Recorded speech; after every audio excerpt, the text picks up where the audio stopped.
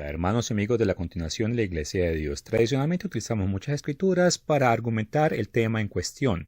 Hoy quiero hablar de la creación y por consecuente la evolución. Y muchos se preguntan si estos procesos pueden ocurrir de una manera natural donde no se necesita un creador. No utilizaré argumentos teológicos o filosóficos. Todos los argumentos serán basados en los argumentos de ciencia contemporánea. Solo leeré dos escrituras para demostrar que un cristiano puede indagar en este tipo de cuestiones. En el capítulo 1, verso 20 del libro de Romanos, Dios afirma que todo lo que existe es una prueba contundente de que Él existe. Y es que la lógica es, si nosotros existimos, al igual como, todo alrededor de nosotros existe, entonces debe haber un principio, una creación. Pero hay un gran debate donde algunos dicen que todo fue creado por Dios y otros dicen que no, todo se puede explicar de una manera científica y que la razón por la cual estamos aquí se debe sencillamente a procesos muy naturales. También en Tesalonicenses capítulo 5 verso 21 el Señor dice que debemos examinarlo todo y al final retener lo bueno. Entonces hagamos eso, examinemos la creación del punto de vista científico. Como en el mundo de la ciencia se utiliza la matemática para probar ideas y conceptos, entonces gastaremos un minuto hablando de probabilidad y estadística. Probabilidad es simplemente qué tan posible que ocurra un evento determinado. Y el análisis de los eventos gobernados por la probabilidad se llama la estadística. Miremos unos ejemplos. Consideremos un dado de juego que está correctamente balanceado. Como sabemos, un dado tiene 6 lados. Si el evento que queremos es que la cara del número 5 quede hacia arriba, entonces para calcular la probabilidad de este resultado utilizamos la fórmula matemática de la posibilidad es igual al número de casos favorables dividido por el número de casos posibles. En este caso, el número de casos posibles puede ser cualquiera de los 6 lados. Por lo tanto, esos son 6 casos posibles.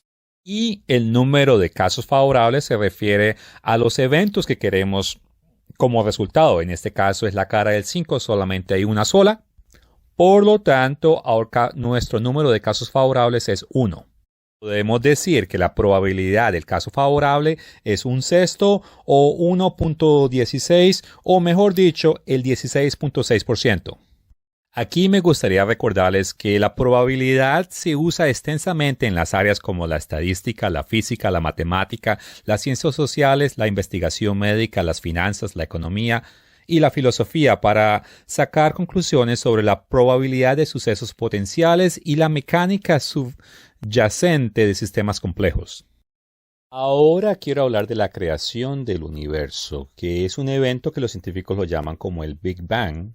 Y en esta teoría ellos dicen que hace alrededor de casi 14.000 millones de años atrás no existía nada, pero que de la nada apareció un puntico, el cual es muchísimo más pequeño que la cabeza de un alfiler, con una masa infinita, y este puntico explotó, creando toda la materia y la energía que existe en el universo hoy en día.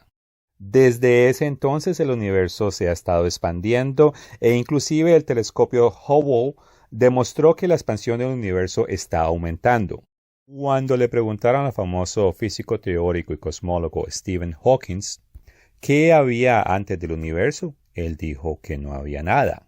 Él respondió de esa manera porque, de acuerdo a todo su conocimiento científico y sus fórmulas matemáticas, lo llevaron a esa conclusión. Ahora, en el mundo de la ciencia se habla de algo llamado las leyes de la termodinámica. Y la primera se refiere a la conservación de la energía. Y es que se dice que la materia o la energía no se puede hacer ni se puede destruir, solo cambia de forma.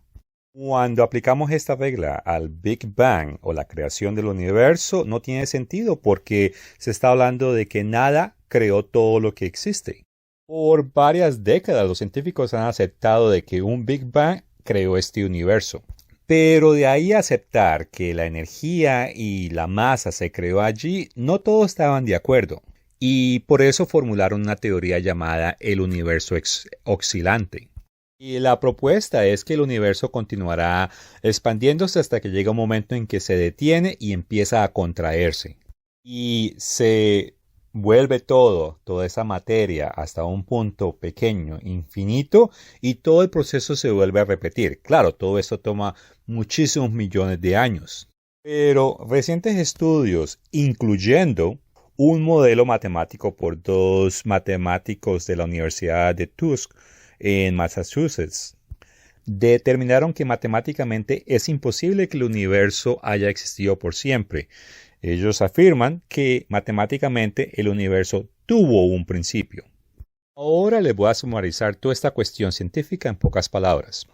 Desde el punto de vista de ciencia, nadie, o sea, ni Dios y nada, la combinación de nada, creó todo lo que existe. El universo actual junto con sus leyes y sus fuerzas, y que el universo continuará expandiéndose por siempre, por toda la eternidad. Hay personas que no aceptan este tipo de realidad y ellos argumentan de que a como la ciencia aumente, en un futuro podremos encontrar o descubrir algo que los científicos actuales ignoran, y que entonces podremos demostrar que la creación del universo de la nada fue un proceso inevitable, que es de una tal manera muy natural y que se puede repetir. Pero bueno, aunque hay personas que piensan de esa manera, ya eso es una creencia personal, que no tiene ningún fundamento científico actual. Pero bueno, ignoremos ese argumento y supongamos que el evento del Big Bang era un evento natural inevitable que no necesitaba a un creador.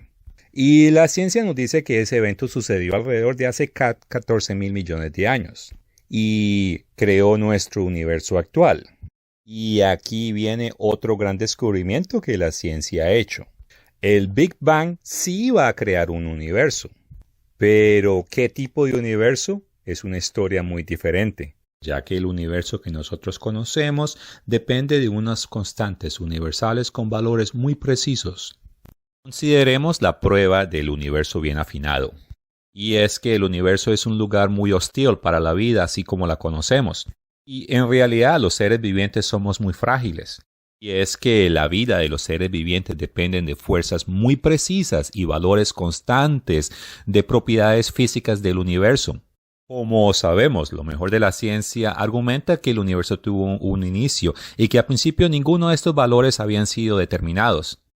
Antes de continuar mi argumento, consideremos una lotería sencilla, donde hay solo 4 números y cada número tiene 10 posibilidades. Si tú compras un tiquete de esta lotería, entonces el tiquete es un número de casos favorable. Y hago la referencia a la fórmula de estadística de probabilidad que les mostré al principio del video. Y el número de casos posibles, que en este caso representan todos los diferentes tiquetes que pueden ganar, que en este caso son 10,000. Entonces, la probabilidad de ganar esta lotería son 1 en 10,000.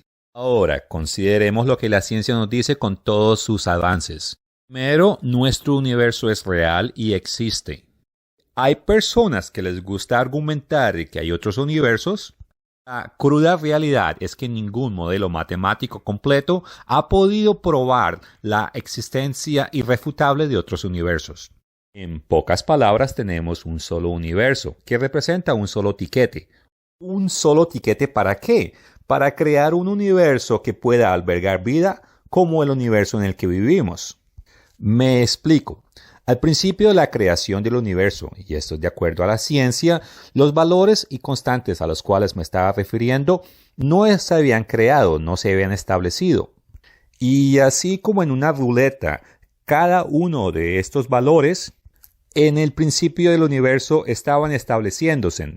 Por ejemplo, en el valor que se sentó la gravedad, fue un valor de casi un número infinito de posibilidades.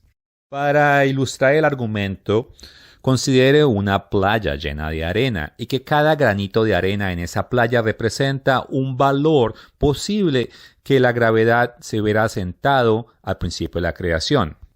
Y sin mirar y al azar tenemos que ir a esa playa y escoger tan solo un solo granito de arena, y ese granito de arena tiene que tener el valor que existe hoy en día para que el universo sea tal como es.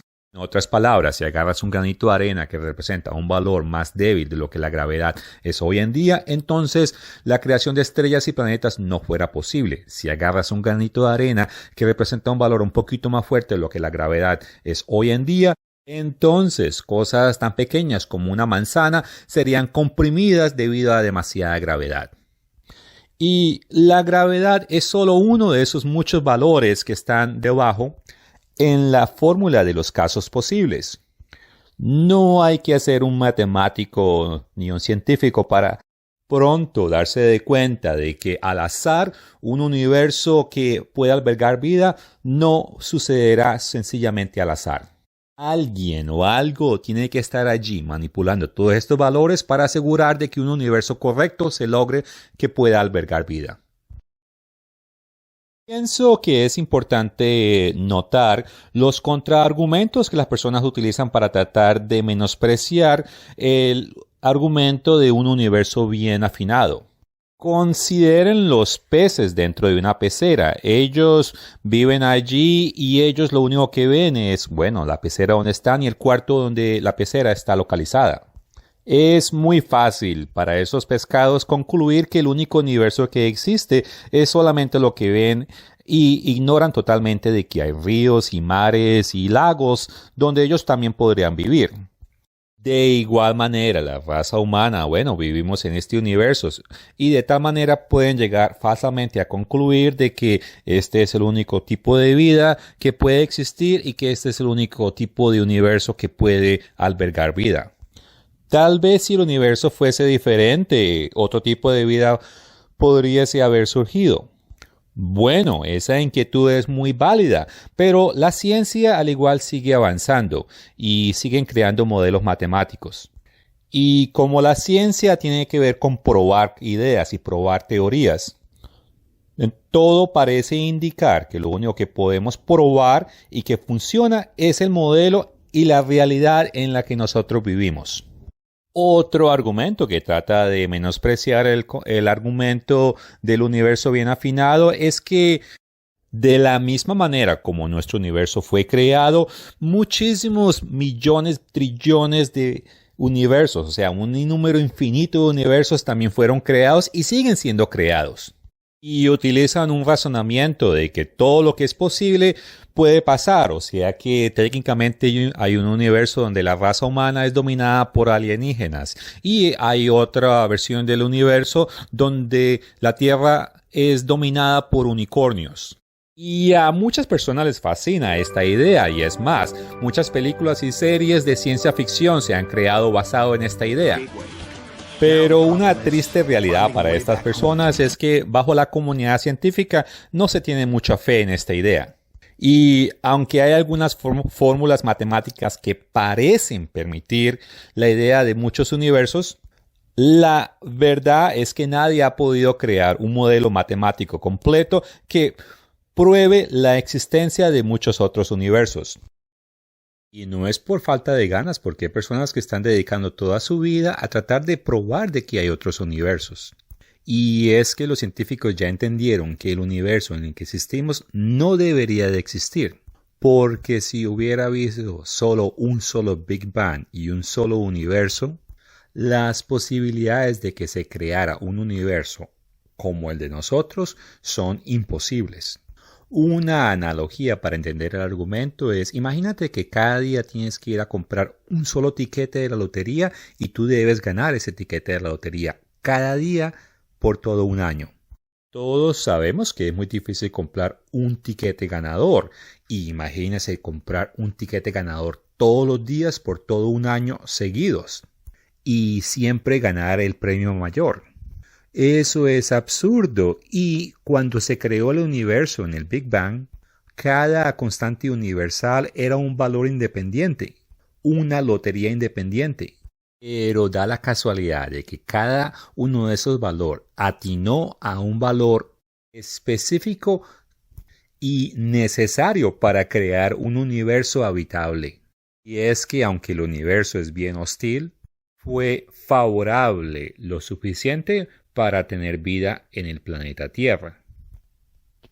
El hecho de que las fuerzas y las leyes físicas de nuestro universo y que están definidas en un ajuste fino para favorar nuestra vida y nuestro universo es un argumento definitivo de que si no hubiera un creador, el universo tal como lo conocemos no existiría.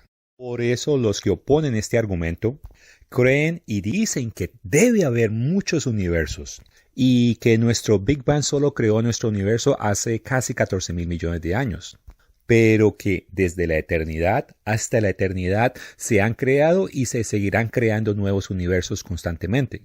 Claro, la gran mayoría de todos estos universos, el 99.99999%, no contienen los ajustes finos necesarios para sostener vida.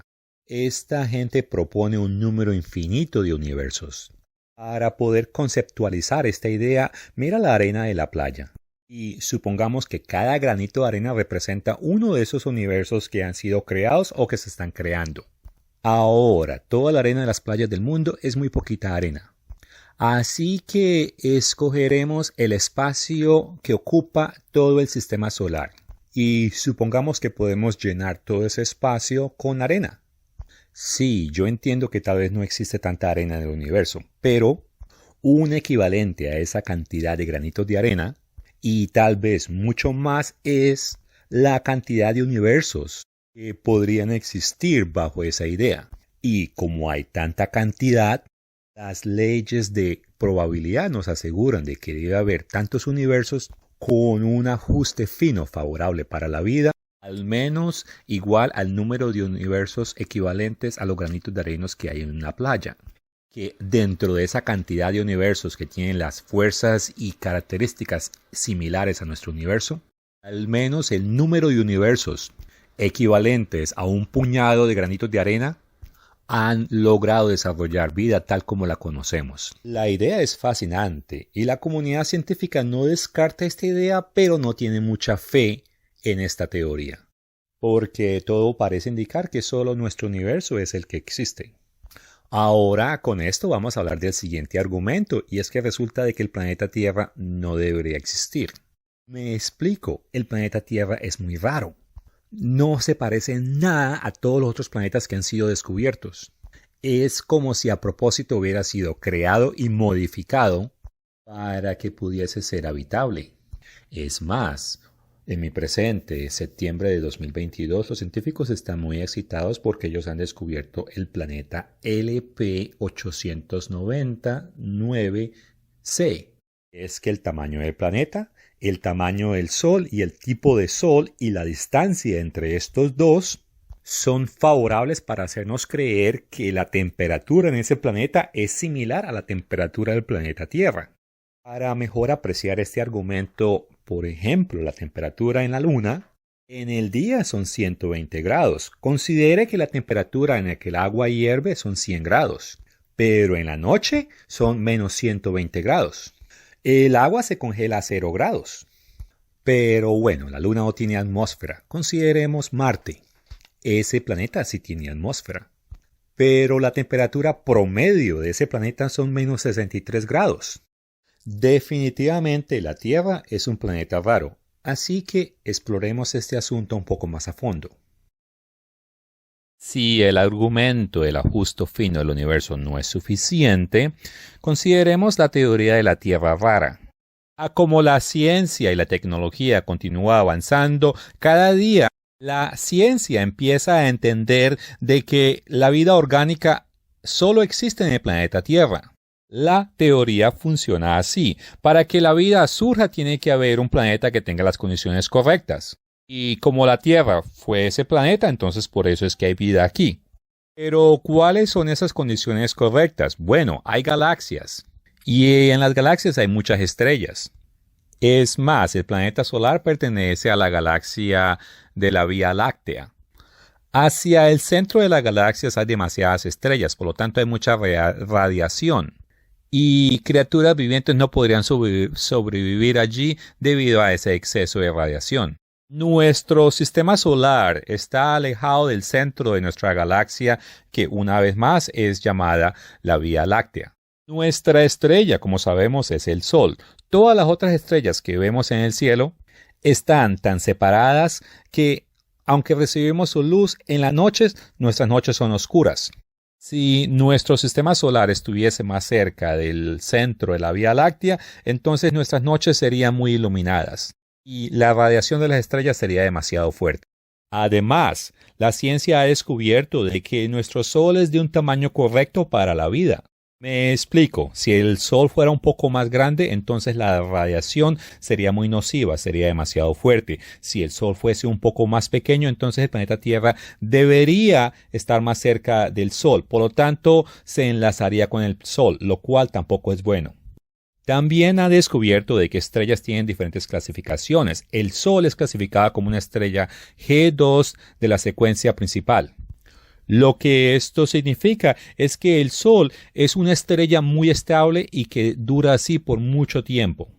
Aunque el universo está lleno de una cantidad incomprensible de estrellas, la realidad es que los dos puntos que acabo de argumentar prácticamente descalifican la gran mayoría de estrellas en el universo como candidatas de ser soles de sistemas solares con vida. Pero la ironía no termina ahí. Resulta de que el sistema solar es un sistema único. La ciencia sí ha descubierto otros sistemas solares, pero la norma es que todos los planetas en nuestros sistemas solares tienden a ser del mismo tamaño y la distancia de un planeta al otro planeta son casi iguales. En el sistema solar esto no es verdad, es más, el planeta Tierra no es uno de los planetas más grandes. Júpiter, por ejemplo, es un planeta muy masivo y eso es muy bueno porque ese planeta nos protege de muchas lluvias de meteoritos y de cometas. Ese planeta solo recibe de 2.000 a 8.000 más impactos que la Tierra. Pero la rareza de la Tierra no termina allí. Aunque hay planetas con lunas, la luna que tiene el planeta Tierra es muy única. Su correcto tamaño y su correcta distancia de nosotros le da a la Tierra una estabilidad de rotación. Esto es muy importante para poder albergar vida en la Tierra. Esta condición por sí sola, los científicos creen que es una condición que solo le aplica al planeta Tierra.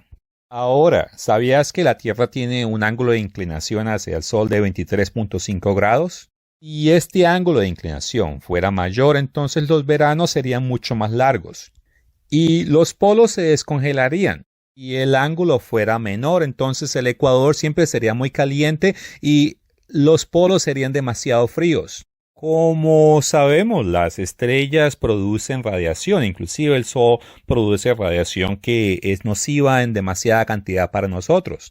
Pero el planeta Tierra es el único de todos los planetas en el sistema solar que tiene un campo magnético de protección. Este campo magnético de protección es creado por un dinamo que está en el centro de la Tierra. Este dinamo lo que consiste es de hierro que está en estado líquido junto con otros metales están rotando allí y esto crea este campo magnético. Ese campo magnético es muy importante para protegernos de radiación solar. Los científicos en este momento, ellos piensan que lo normal es que ningún planeta tenga esto, pero la Tierra, por alguna razón, tiene esta propiedad. El planeta también tiene algo llamado que es placas tectónicas. Las placas tectónicas, bueno, ellos constantemente están moviendo la Tierra. Lo uno, revitalizan el planeta. Segundo, permiten que gases salgan dentro de la Tierra y entren a la atmósfera y la hagan más espesa, lo cual también es importante para la vida. Y aún no hemos hablado ni de las proporciones que debe haber de agua, de oxígeno, de hidrógeno, de nitrógeno y todos los otros elementos que son requeridos y que son inusuales en esas concentraciones. El punto es que el planeta Tierra es un planeta que no debería existir porque todas las condiciones parecen como muy únicas. Cuando miramos al universo o los científicos miran al universo y estudian otros planetas y otras constelaciones y otros sistemas solares, ellos se dan de cuenta de que, bueno, sí, hay mucha cantidad, Pero las cualidades que son necesarias y que existen en nuestro sistema solar y en nuestro planeta son condiciones únicas y al mismo tiempo una contradicción a lo que es la norma o lo que es normal en el universo. Como queremos el punto de vista de la ciencia, hay que decirlo todo, y hay científicos que critican esta teoría. El matemático David Darling argumenta que esta teoría solo describe cómo la vida se inició en este planeta, pero ignora o no acepta la posibilidad de otras formas de vida compleja que hayan podido desarrollarse bajo otras condiciones muy diferentes. En pantalla muestro todos los argumentos de la teoría de la Tierra rara. Si miramos al argumento número 2, la clasificación de nuestro Sol en nuestro sistema solar es de G2 de la secuencia principal. Y aunque estas estrellas son muy raras en el universo, a eso de 1 de diciembre de 2020, alrededor de 3.227 sistemas planetarios se han descubierto alrededor de este tipo de estrellas. Es más, algunos exobiólogos argumentan de que la vida podría iniciarse bajo condiciones correctas en sistemas planetarios con diferentes tipos de estrellas. Y si aceptamos ese argumento, entonces el tipo de sistemas planetarios que podrían iniciar vida estarían en los millones. Ahora, hablemos en contra del argumento número 3, y este argumenta de que para que la Tierra o un planeta tenga la temperatura correcta debe estar a una posición muy precisa del Sol. Para entender el contraargumento, es muy importante entender qué tan grande es el sistema solar. Y es que todos los dibujos que tienen el sistema solar con sus planetas y el Sol dibujados a una escala correcta no representan la distancia de los planetas hacia el Sol. Para poder ilustrar en una escala correcta la distancia del Sol hacia los planetas, entonces tenemos que dibujar todos los planetas, incluyendo el Sol, como microscópicos en una hoja de papel. En sumadas cuentas, un sistema planetario o un sistema solar es un lugar muy grande. Y así un sistema planetario tenga 20 planetas, las posibilidades de que uno de estos planetas habite en la zona de ricitos de oro, o sea, la zona habitable cerca de su estrella, es muy baja. Muchos argumentan de que como el universo es un lugar tan amplio, tan vasto y tan infinito, deben haber miles, si no millones de planetas en el universo que contienen esta condición. Y que es cuestión de tiempo hasta que los empecemos a descubrir. El cuarto punto es puesto en tela de juicio por los astrofísicos John T. Horner y Barry Jones de la Universidad Libre de Inglaterra. En el 2008 ellos hicieron una simulación en computadora y llegaron a la conclusión de que es posible que a través de la historia del planeta Tierra, el planeta Júpiter haya causado más impactos en la Tierra de los que ha prevenido. Ahora hablemos en contra del séptimo argumento, y es que hay suficientes científicos que no han dado su voto final en cuál es el papel de las placas tectónicas en relación a la vida o los seres vivientes de un planeta. Algunos argumentan de que es posible que la vida pueda surgir en un planeta así no tenga placas tectónicas. También hay que tener en cuenta la geología del planeta Pluto, que al principio se creía que no tenía montañas ni volcanes, pero han descubierto de que, hay grandes valles y grandes montañas, y por lo tanto una teoría que tienen es que creen que ese planeta de pronto tiene placas tectónicas y así es como formó esos valles y esas montañas. También algunos han argumentado de que en Marte, el hemisferio norte y el hemisferio sur, ellos son geográficamente muy diferentes, con diferentes elevaciones desde 1 a 3 kilómetros. Y una teoría es que el planeta, debe tener placas tectónicas y ellas son las que se han encargado de formar esas diferentes elevaciones. Si estos dos planetas solares en el sistema solar también tienen placas tectónicas, entonces placas tectónicas no serían algo que es único en el planeta Tierra. Ahora hablemos en contra del argumento número 7, que dice que el planeta Tierra es protegido por un campo magnético.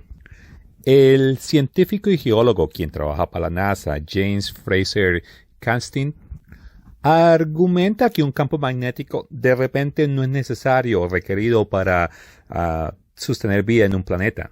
Él argumenta que si un planeta llegase a tener una atmósfera suficientemente espesa, podría producir suficiente protección en contra de radiación cósmica. Ahora, el quinto argumento que dice que el planeta Tierra tiene una luna que es única, ya que su tamaño y su distancia de la Tierra son muy inusuales. Bueno, ese argumento es puesto en tela de juicio por el matemático Edward Belbruno y el astrofísico Richard Gont, ambos de la Universidad de Princeton.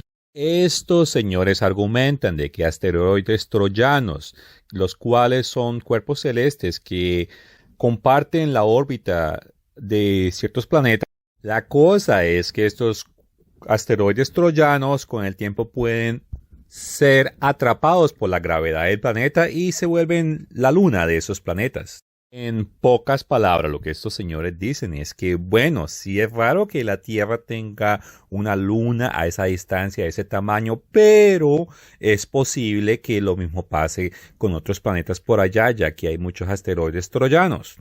Bueno, ahora que he compartido todas esas críticas, recuerden todavía de que muchas de ellas son teorías y hay muchos quizás, puede ser, es posible.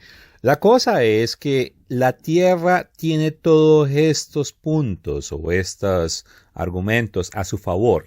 Y así como cuando uno juega a la lotería, que uno, bueno, compra un ticket y puede ganar, bueno, es posible que en todo el universo, como es tan vasto y tan infinito, hayan planetas que es posible que tengan todas las mismas características. Pero cada característica por sí sola es una lotería propia. Y cuando usted une todas las características en un solo planeta, ahora las posibilidades de ganar esa Tierra que tiene vida es muy mínima. El primer argumento que hice fue que el universo tiene un ajuste muy fino y que es imposible que el universo se hubiera formado tal como es de una manera natural. Segundo, argumenté que la Tierra, el planeta Tierra es un planeta muy raro y que, bueno, aunque hay muchos planetas en el universo, las posibilidades de que el planeta Tierra llegase a formarse de la manera con las condiciones que tiene hoy en día es muy raro y prácticamente imposible. Pero pongamos esos argumentos a un lado y asumamos de que un planeta se llega a formar como la Tierra, bueno, la Tierra misma, y que ahora de una u otra manera vida va a surgir de una manera natural. Hablemos de ese tema. Primero, el origen de la vida en la Tierra es un problema para los científicos que ellos no han podido resolver. Hay muchas ideas, pero no tienen ninguna prueba. Eso no es lo que yo digo, es lo que los científicos dicen. Ahora, la gran mayoría de expertos, ellos sí están de acuerdo de que todos los seres que están vivos hoy en día, todos ellos provienen o son descendientes de una fórmula celular muy primitiva que vivió hace un buen tiempo atrás.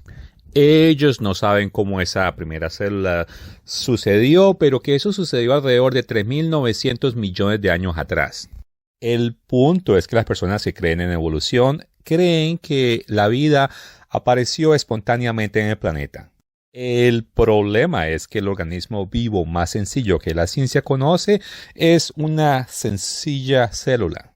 Pero estas no son tan sencillas, ellas están formadas de diferentes subsistemas biológicos. Estos organismos celulares deben tener una pared afuera que les mantiene todos sus sistemas adentro y ellas deben poder comer, tener digestión y reproducirse para poder continuar su existencia. Cada célula es como una máquina biológica muy completa. Cada uno de sus subsistemas que forman la célula están compuestos de diferentes tipos de proteínas que son muy complejos. Esas proteínas están formadas de diferentes aminoácidos. En total, 21 aminoácidos, y ellos deben ser doblados de diferentes maneras para formar diferentes tipos de proteínas. Y una vez que una proteína es creada, entonces puede utilizarse de acuerdo a cómo ha sido creada para reemplazar o reparar algunas partes de un subsistema dentro de una célula. Cada célula en su núcleo contiene una estructura hélica muy larguísima que se llama ADN. Este ADN funciona como una librería, ya que contiene toda la información para reconstruir toda una nueva célula. Y es que en los últimos 30 años los científicos han descubierto de que las células son unos sistemas biológicos muy avanzados, con una nanotecnología muy precisa y muy avanzada. Nanotecnología tiene que ver con el diseño de sistemas a una escala molecular. Y es que el diseño de una célula es mucho más compleja que un teléfono iPhone. Si uno tiene sentido común, uno entiende que no hay manera de que un sistema tan complejo se forme por sí solo. Miremos el ejemplo de un lápiz.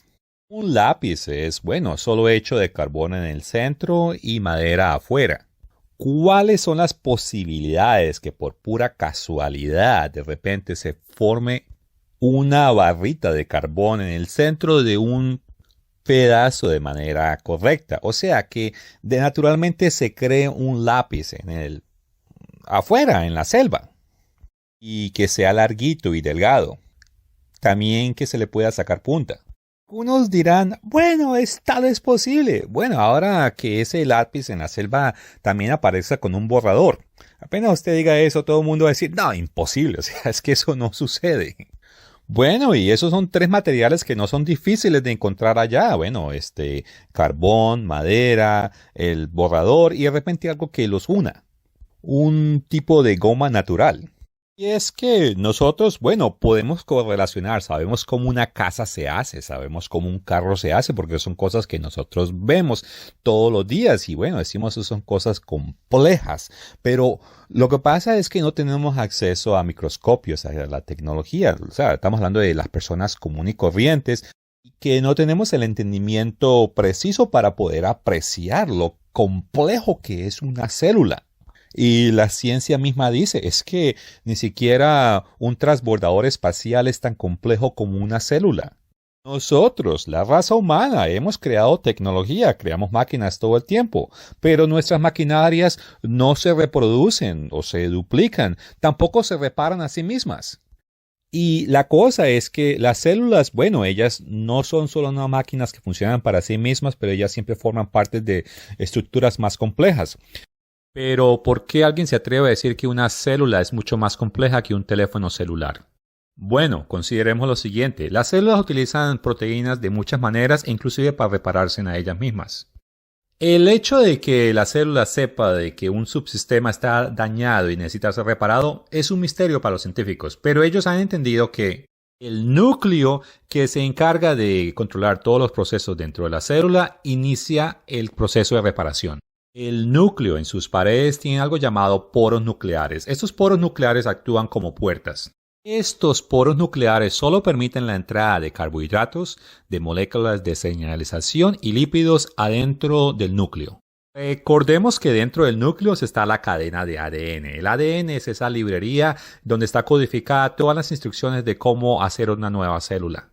Es más, en algunas células, cómo hacer el clon de una persona. Ningún teléfono iPhone tiene el código de cómo hacer una persona. Pero en nuestro caso, como una parte o un subsistema específico de la célula debe ser reparado, entonces una parte específica debe ser hecha. Unas proteínas especializadas dentro del núcleo que se llaman polimerases son llevadas al lugar exclusivo donde se encuentra codificado cómo hacer la parte que se necesita para hacer la reparación. Las proteínas polimerasas se encargan de hacer una copia de la información requerida para hacer la reparación. El proceso de copia se llama transcripción y con los elementos que pudieron entrar a través de los poros nucleares, con eso se hace la copia y la copia se llama mRNA. Esas instrucciones son permitidas viajar y salir fuera del núcleo a través de los poros nucleares. Una vez fuera del núcleo, este mRNA viaja hacia el retículo endoplásmico. Allí es donde se van a ensamblar las proteínas que se requieren para hacer la reparación. En ese taller, por decirlo así, se encuentran los ribosomas. Los ribosomas vienen en pares. Estos pares están separados, pero una vez que el ácido ribonucleico mensajero llega, estos se unen y comienzan a sintetizar las proteínas. Como les expliqué temprano, las proteínas son hechas de aminoácidos. Entonces, debe haber un sistema que se encarga de acercar esos aminoácidos. Ese sistema se llama el ácido ribonucleico de transferencia o también conocido como ARN de transferencia. Cada proteína tiene una función específica, por lo tanto no todas son construidas iguales. Es muy importante que el ARN acerque el aminoácido correcto al momento correcto. Recuerden que la célula tiene a su disposición 21 aminoácidos y cada proteína requerirá cierta cantidad de aminoácidos y para formar la proteína, se hace como una cadena y la secuencia de esos aminoácidos es muy crítica para el funcionamiento correcto de la proteína. Los ribosomas se encargan de ensamblar esa cadena de aminoácidos basado en las instrucciones que reciben del ARN mensajero. La secuencia de aminoácidos determina cómo esa cadena de aminoácidos va a ser enrollada para formar la proteína final. Una vez terminada la proteína es llevada al aparato de Golgi. Allí ella es, empacada en un vesículo y transportada al lugar donde se necesita. Como en toda construcción, este proceso que he descrito también deja residuos. Esos residuos son limpiados por los lisosomas. Los lisosomas están implicados en varios procesos celulares y uno de ellos es, deshacerse de los desechos. Estos también pueden destruir virus y bacterias invasoras. Ahora, todas estas máquinas moleculares que he escrito requieren energía para poder funcionar. La pared de afuera o la bola en que se encuentra la célula se llama la membrana plásmica. Esta membrana contiene 3 tipos de proteínas que están incrustadas en ella. Una de esas proteínas, es el marcador de la identidad de la célula. Así es como el cuerpo sabe que esa célula le pertenece a él y que no es una invasora. La siguiente proteína que está incrustada en esa membrana plásmica se llaman los receptores y estos son los que le permiten saber a la célula dónde se encuentra el alimento y ciertas cosas. Y como estaba hablando de energía, las células ellas consumen glucosa. Consumen otras cosas, pero la glucosa es lo que se va a utilizar para dar energía a la célula. Para que la glucosa pueda entrar dentro de la célula, ella tiene que entrar es por otra proteína que también está incrustada en esa membrana plásmica, que es la tercera proteína que mencioné temprano, y que se llama la transportadora. Esta abre, permite que la glucosa entre, también permite que los desechos salgan de la célula. Pero de vuelta a la glucosa. La célula en sí no puede procesar la glucosa directamente.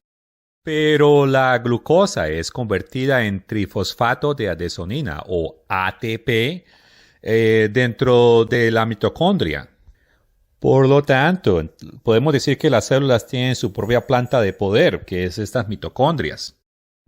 Pero suficiente de todas estas cosas técnicas. Lo que quería sacar a reducir es que las células son muy avanzadas. Y ellas contienen máquinas biológicas moleculares que nosotros, los humanos, solamente nos encantaría poder tener la tecnología para crear esas cosas. La evolución necesita poder probar que un organismo tan complejo como una célula puede crearse o es el producto de procesos físicos y que puede suceder en la intemperie sin ninguna ayuda o manipulación de ningún creador. En 1952, los científicos creyeron que habían encontrado la manera de cómo, vida podía haber sido formado por sí sola. Es conocido como el experimento Miller-Urey. En el experimento pusieron ciertos gases y líquidos en un frasco, lo calentaron, le pusieron un poquito de electricidad y trataban de recrear las condiciones del planeta hace mucho tiempo. Y ellos estaban contentos porque habían logrado reproducir algunos aminoácidos. Y ellos sinceramente creyeron que esos aminoácidos demostrarían que con facilidad los componentes básicos de la vida se podrían formar en el planeta Tierra hace muchos millones de años. En la lista en pantalla, en la izquierda está el nombre de todos los aminoácidos requeridos para la vida. Las columnas segunda, tercera y cuarta representan todos los experimentos con sus diferentes modificaciones y sus resultados. Si hay un chulito verde, significa que ese experimento dio o produjo el aminoácido que corresponde a la primera columna. Desafortunadamente para esos científicos, ninguno de estos experimentos han podido producir todos los aminoácidos que corresponden o que son necesarios para formar la vida. Y obviamente estamos hablando de vida celular. Hay personas que creen que la primera vida celular se formó por procesos naturales. El problema es que en todos estos experimentos, donde se simulan procesos naturales, ni siquiera todos los bloques o aminoácidos requeridos para hacer vida celular se forman de una manera natural fuera de una célula. Entonces, ¿cómo la primera célula se formó si ni siquiera había el material necesario para crear la primera célula? Pero bueno, olvidemos de eso y digamos que todos los aminoácidos estaban ahí, listos, disponibles. Primero, en la naturaleza, los aminoácidos siempre se consiguen prácticamente en pares. Aminoácidos tipo L y aminoácidos tipo D. Pero solo los aminoácidos tipo L son los que se utilizan para formar proteínas vivientes. Y estos aminoácidos tipo L, mientras que están flotando en un líquido, tendrían que alinearse y formar una cadena. Y se ha dicho que hasta 150 aminoácidos con la secuencia correcta y después de que son doblados de la manera correcta, podrían formar una proteína. Algunos matemáticos han llegado a calcular la probabilidad de que esto suceda por pura casualidad y estiman que estas cadenas de solo aminoácidos tipo L serían de una y un número de un 1 con 45 ceros. Es un número que está muy por encima de billones y trillones. Y ahora que los aminoácidos estén en la secuencia correcta, sería 1 dividido por 1 con 74 ceros. Y si combinamos todas estas probabilidades para determinar qué tan probable es que una proteína se forme de una manera natural, tenemos la probabilidad de 1 dividido por 1 seguido por 119 ceros. La cosa es que la ciencia dice que supuestamente en todo el universo existe un total de partículas, o sea, los elementos que forman los electrones, protones, neutrones, con un total de 3.2 con 80 ceros seguidos. O sea, que hay menos partículas en el universo que la probabilidad de que una proteína se forme dentro de un acuario que tenga todos los elementos requeridos y que por puro chance se forme esa proteína. Pero bueno, ¿qué significa esto en términos sencillos? Supongamos que hay 10 cubitos, 9 blancos y 1 rojo. Los echas en una bolsa y le dices a alguien que meta la mano y saque un cubito sin mirar. La posibilidad de que saque el cubito rojo es 1 en 10. Cuando alguien juega una lotería, especialmente una de estas nacionales, las posibilidades de tener el tiquete ganador es 1 en millones. Ahora, imagínate que podríamos pintar el electrón de un átomo. Y ese átomo usted lo deja aquí en la Tierra, o en el Sol, o en cualquier otra galaxia en nuestro sistema solar. Y después se le dice a una entidad omnipotente que meta la mano en el universo y empiece a sacar partícula por partícula hasta que encuentre la partícula marcada. La probabilidad de encontrar esa partícula sería 1 dividido por 1 con 80 ceros.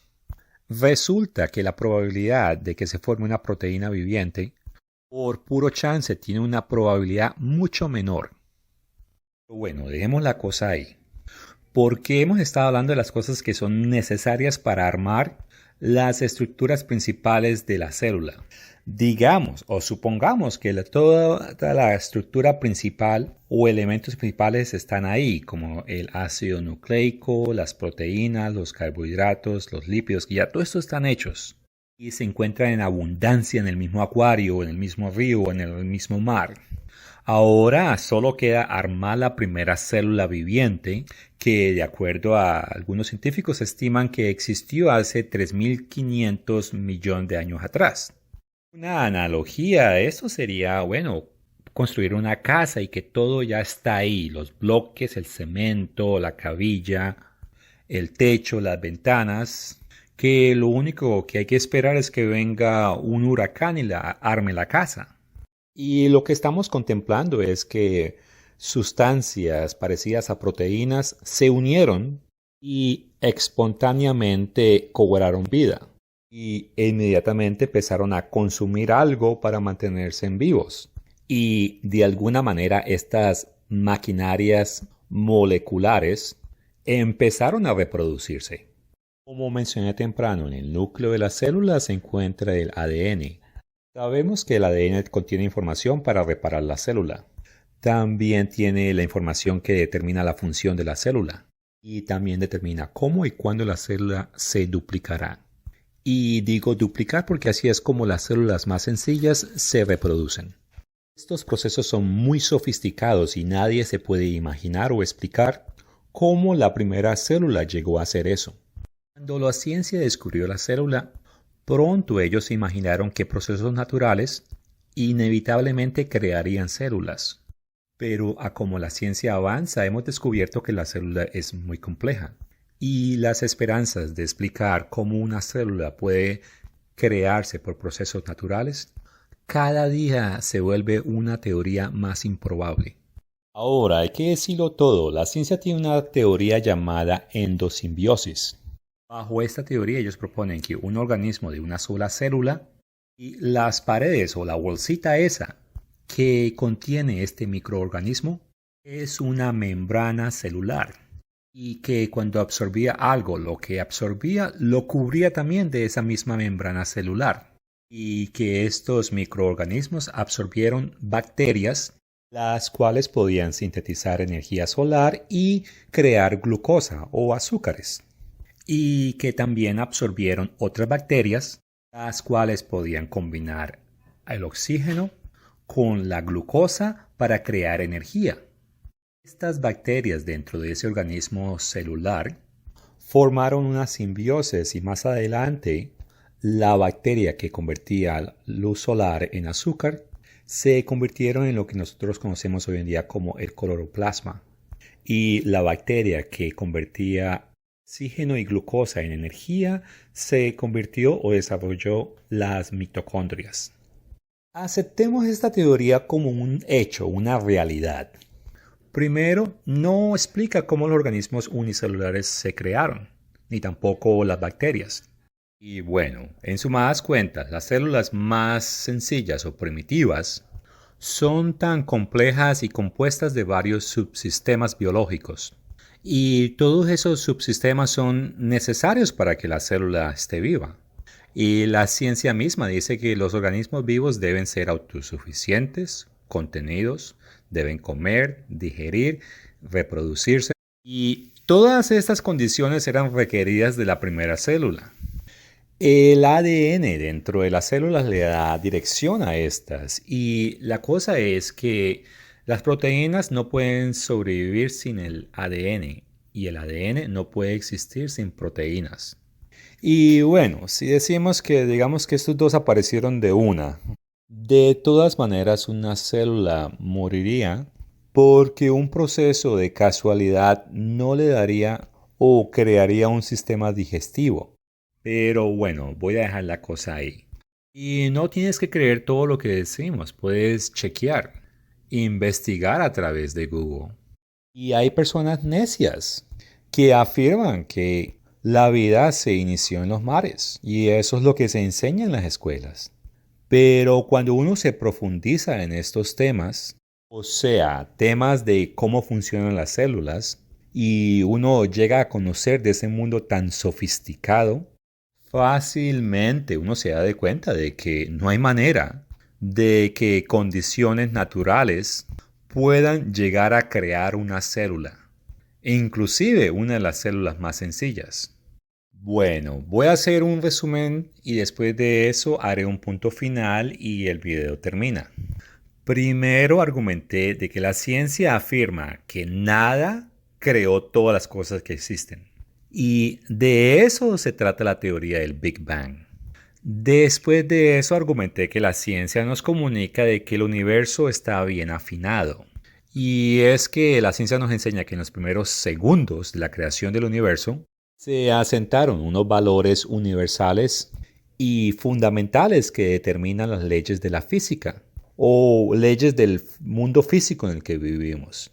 No sé cómo los científicos saben esto, pero supuestamente después del Big Bang, en la primera millonésima del primer segundo, se asentaron los 4 valores de fuerzas fundamentales, que son la gravedad, la fuerza electromagnética y también las fuerzas nucleares que los científicos llaman la fuerza fuerte y la fuerza débil. Y esas son fuerzas que mantienen los átomos juntos. Y que si alguno de esos valores hubiera sido alterado, al menos por un poquitico nomás, el universo no existiría. Por ejemplo, si la relación entre la fuerza nuclear y la fuerza electromagnética cambiaran por una pequeña fracción, como de 100.000 millón de millones, entonces las estrellas nunca se pudieran haber formado. El mismo astrónomo Fred Hoyle, quien se inventó el término de Big Bang, ese hombre terminó diciendo que basado con toda la evidencia que se ha descubierto, de seguro un ser o un intelecto superior tuvo que haber intervenido en la física, en la química y en la biología de nuestro universo. Después del argumento del ajuste fino del universo, hablé de lo raro que es en nuestro planeta Tierra.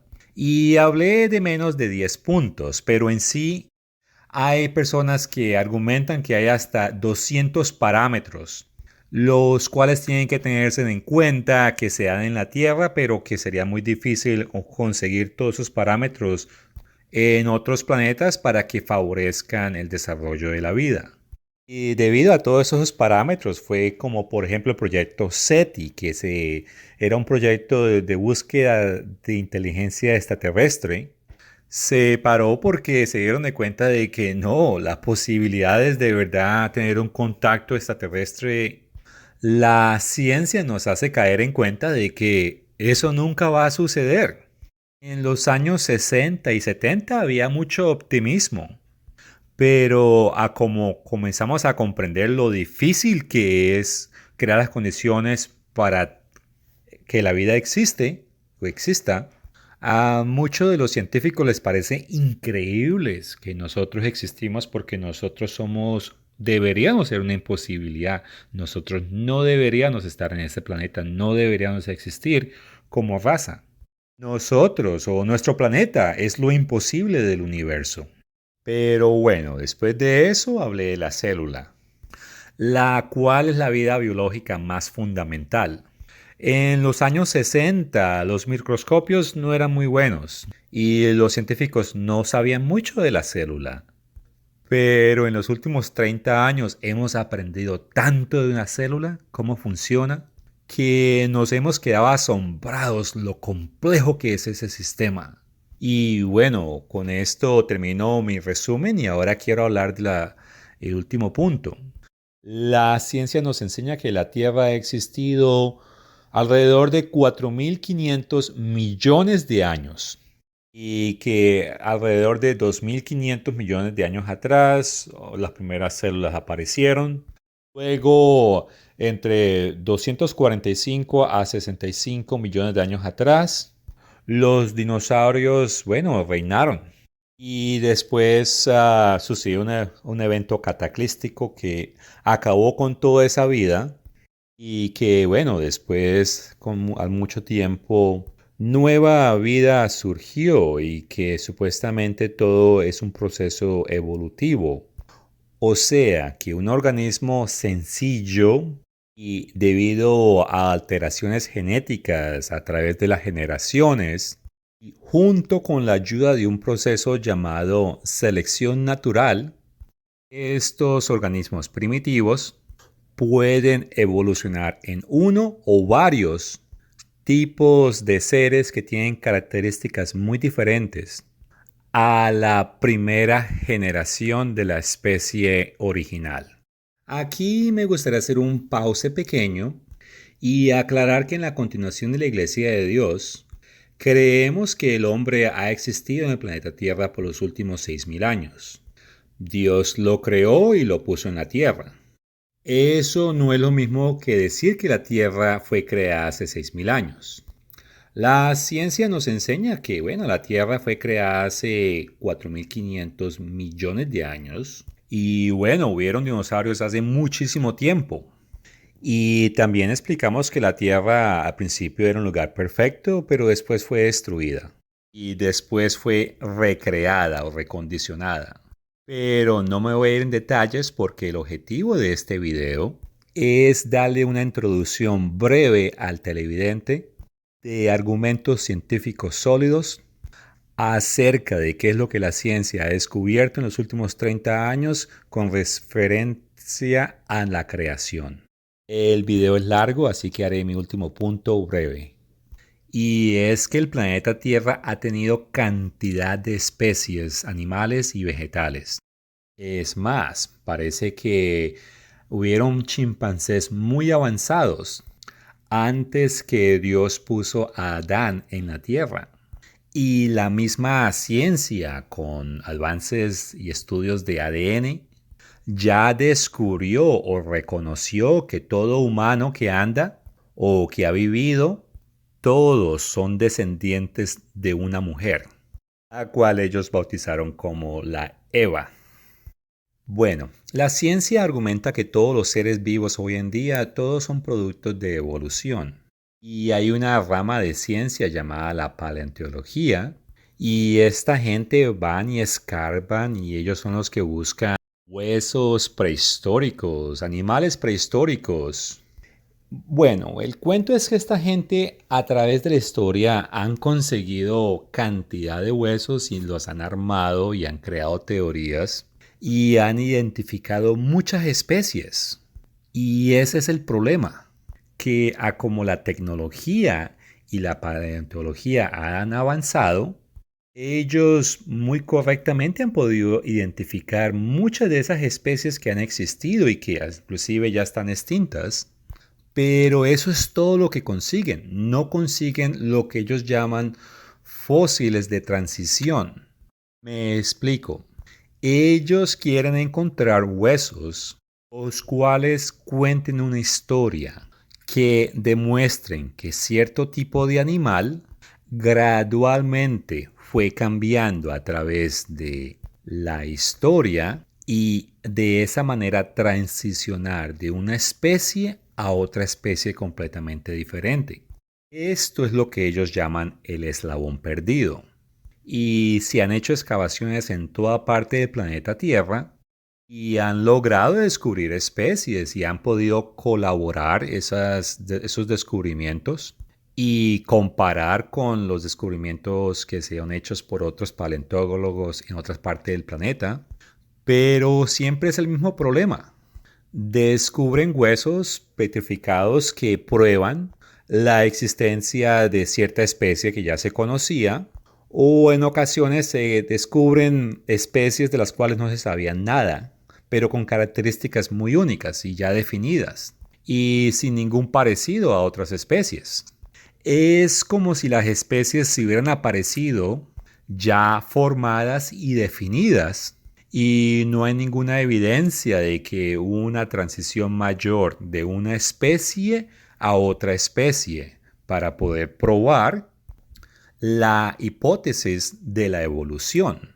En ocasiones, conclusiones equivocadas se han formulado En otros casos, falsa evidencia se ha forjado, pero bueno, dije que me iba a mantener breve y lo voy a hacer. Hasta la fecha, septiembre de su 2022, ningún descubrimiento arqueológico ha podido probar la teoría de la evolución. Los científicos buscan y continuarán buscando por lo que ellos llaman fósiles transicionales, pero si somos honestos y miramos a los hechos, todo parece indicar que todas las especies que han existido en el planeta Tierra sencillamente aparecieron de la nada. Gracias por su tiempo. Si quieres más información, puedes visitar nuestra página de internet o ver nuestros videos en YouTube. También nos puedes contactar a través del correo electrónico que está en pantalla.